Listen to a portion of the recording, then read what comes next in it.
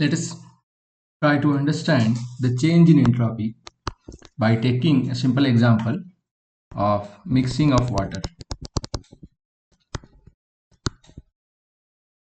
Suppose there are two beakers containing some amount of water. Say in the first beaker, the mass is m1, the other has mass m2. The temperature at this beaker is T1, whereas this temperature is T2. Now suppose that T1 is smaller than T2. And at a later instant, and one more thing we should add here, let C be the specific heat of water. We know that as defined, the unit of calorie, specific heat is 1 calorie per gram per degree Celsius. So this is not SI unit, we will stick with this particular unit for this problem. Since T1 is smaller than T2, when these two samples are mixed together, the net amount is just m1 plus m2, and these two interact thermodynamically, that is they exchange heat and they reach a thermal equilibrium where the temperature is T. Obviously T is going to be in between T1 and T2. Let us try to derive a formula for T. Now in this problem, the amount of heat that is rejected by sample M2 has to be equal to amount of heat absorbed by sample M1, that is due to conservation of energy. Now the amount of heat change is given as mass into specific heat into change in temperature. So for mass M1, this dQ1 is going to be M1C. dt is the final temperature minus initial temperature. So since T is larger than T1, we have T minus T1. Similarly, for mass M2, we have dQ2 is equal to M2C final minus initial. Since the initial temperature is T2 and final is T, we have T minus T2. Now we should note that this heat is absorbed and this heat is rejected. So at least one of them by convention must be given negative sign. So that is, we have minus, let us have a negative sign for the first mass. So we have minus M1C T minus T1 is equal to M2C T minus T2. Now C gets cancelled because both of these samples are water, and we can take T common to write T into M1 plus M2 is equal to M1 T1 plus M2 T2. So we get an expression for T as M1 T1 plus M2 T2 upon M1 plus M2. Okay. This is the equilibrium temperature of the sample.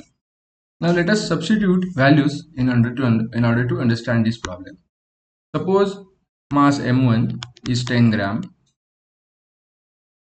then mass M2 is again 10 gram. For the simplicity, for making the problem much simpler to study, let us say that both of the masses are same. Let us say T1 is 0 degrees Celsius, so very cold, and T2 is 77 degrees Celsius, so pretty hot. Let us first convert these into Kelvin by adding 273. So T1 in this case would be 0 plus 273, that is 273 Kelvin, and T2 in this case would be 77 plus 273, that is 350 Kelvin. Fine.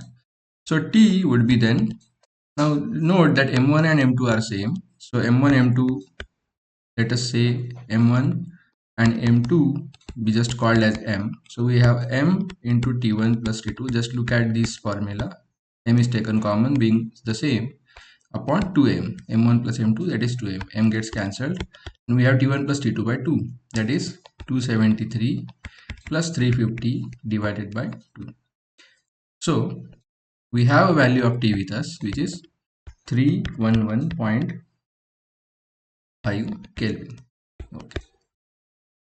Now let us try to calculate the change in entropy for both these samples separately. So mass M1, which is initially at temperature T1, which is 273, goes to temperature T, which is 311.5. So this is initial temperature and this one is final temperature. Mass M2 goes from T2, which is 350, to temperature T, which is 311.5 Kelvin. Let us try to understand what happens with the change in entropy. We know that ds is dq by t, and as we have already stated, dq is m into c dt upon t. So delta s would be integral of ds, which is m into c integral of dt by t. M and c are constants, so they are taken outside the integral. 1 by t dt is just log t. So let us integrate between some initial temperature to final temperature. So delta s will be m into c log t, that is log of Tf upon Ti. Okay. This formula we are going to use in both these cases. So let us just substitute the values. In this case, delta S1 would be M1 C log final temperature is T upon initial temperature is T1. And in this case, delta S2 would be M2 C log final temperature is T upon initial temperature is T2. Now let us just substitute the values. M1 is 10 gram, specific heat is 1 calorie per gram per Kelvin, log of T by T1. T is 311.5 by T1 is 273. In this case, we have 10 gram into 1 calorie per gram Kelvin, log of T by T2. T is 311.5 divided by T2 is 350. Fine. So this can be solved further using a calculator. This will come out to be 10 into this quantity involving logarithm. When calculated, this gives us to be a value 1.32 calorie per Kelvin. Note that this gram gets cancelled, so we are left with calorie per Kelvin, which is the unit of entropy. And in this case, we get a negative value. Since this quantity in the numerator is smaller than the denominator, we get minus 1.17 calorie per Kelvin. So the net change in entropy, which is the addition of these two values, would be 1.32 plus minus of 1.17, which is simply 0.15 calorie per Kelvin. Yes. So we see that this simple activity of mixing of hot water with cold water causes net entropy to increase. So this is an interesting example. In most of the cases, while solving problems, we come across this thing that we need to solve for an expression where we need to calculate change in entropy when there is change in temperature. So there is a sample which is at some initial temperature Ti. It is heated to a temperature Tf. So now, as we have seen in the earlier problem, the formula would be mc log of Tf upon Ti. That is fine. But what happens if the temperature is so increased that the sample undergoes a phase change? Now we should note that phase change occurs at constant temperature. So this formula cannot be applied here, because then ds is equal to dq by t would not be handled by the specific heat C, because specific heat requires the temperature to change. In that case, we have defined another quantity called as latent heat. Suppose there is a mass m of a sample and it undergoes a phase change at a constant temperature T Kelvin. That is, suppose there is an ice at 0 degrees Celsius. When supplied with heat, it gets converted eventually into water. But during the phase change, the temperature remains the same. And if further heating is continued, then this water starts to heat up,